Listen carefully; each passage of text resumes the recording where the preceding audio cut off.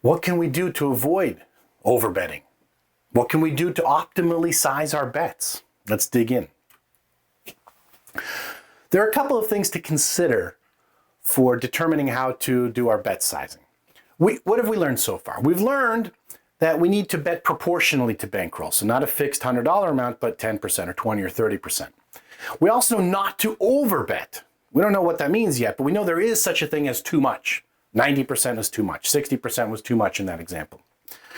So what is the right proportion to bet?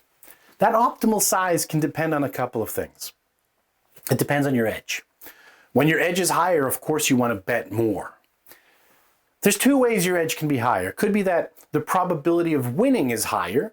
You win more often. Okay, then you should bet more. Or it could be that the price is better, the odds are better. You get paid more when you win. The probability is the same, but when you win more than otherwise. You should also bet more there. And the other thing it depends on is the variance.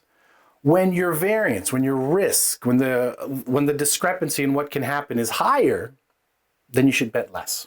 When it's more certain, then you should bet more. That's an intuitive understanding. Let's dig into all of these. And we'll look into how we could do this in an optimal way, in a way we'll come to know as the Kelly criterion, which balances all of these factors for us. So let's start with our edge. Of course, we want to bet more when the edge is higher. In this case, we're looking at probability. When the probability of winning is higher, we win more often.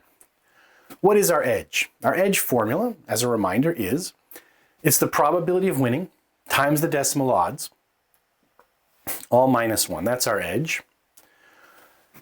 If the probability goes up, but the decimal odds stay the same, meaning we're paid off the same amount when we win, it's just we're more likely to win than even we thought. We're even more likely to win. Then what happens to the edge? Then the edge goes up. And when the edge goes up, we should bet more. Here's an example. Remember when we were the orange line, when we were betting 10% of our bankroll on a bet that was a -110 odds with a 66.7% chance to win. That gives us the orange line. Well, what happens if the wins actually come not at a 2/3 rate, not at 66.7%, but at 75%? Then we start making more money. Okay. What if we bet 60%? When we bet 60% on that original bet at the 66.7, we saw that we were losing money, right? That was an overbet. But in this case, now that we have a 75% win chance, betting 60% of bankroll is not overbetting. So this proves that you should bet more when your edge is higher. Fair enough, especially for the case here of the probability being higher. Let's do the same thing for the odds. Here's our edge. It's the probability times the decimal odds -1. If the decimal odds go up, the probability stays the same. So we're winning at the same rate, but when we win more money. That means our edge has to go up. Our edge is increasing. Let's try the same thing we saw before. The orange line is exactly the same as before. We're betting 10% at -110 and the 66.7% win chance. Now, suppose we're betting 10% of bankroll at +120. It's still a 66.7% win chance. The probability is the same, but the decimal odds have increased. Well, that, again, it looks really, really good, right? Great, it looks really good. But what if we bet 60%? As before, the red line, betting 60% at the original odds was overbetting. But now betting 60% at +120 instead of -110, again, just like with the probability, our edge is higher, we are able to bet more. If we were underbetting before, we're still underbetting. If we were perfectly bet sized before, we can increase our bet. If we were overbetting before, there's a chance maybe that, you never want to bet 100%. So at 100%, you would still be overbetting, even with these higher decimal odds, even with these higher probabilities. But it does allow you to bet more. In other words, the optimal amount to bet increases as you increase your edge. You're able to bet more and still make money. Whereas if your edge is lower, there's only so much you can bet. Okay. What about variance? How can we get a good intuitive understanding of variance?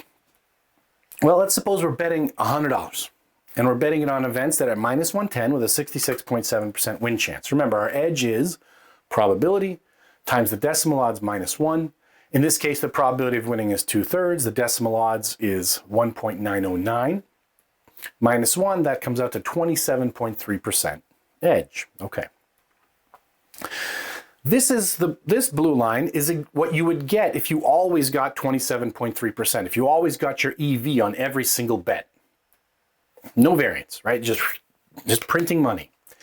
But of course, that's not what real sports betting looks like. Real sports betting has variance. It could be this path. It could be that path. Here's a couple of different paths it could be. You see there's variance around it. There's a certain amount of variance that comes with betting at $100 fixed.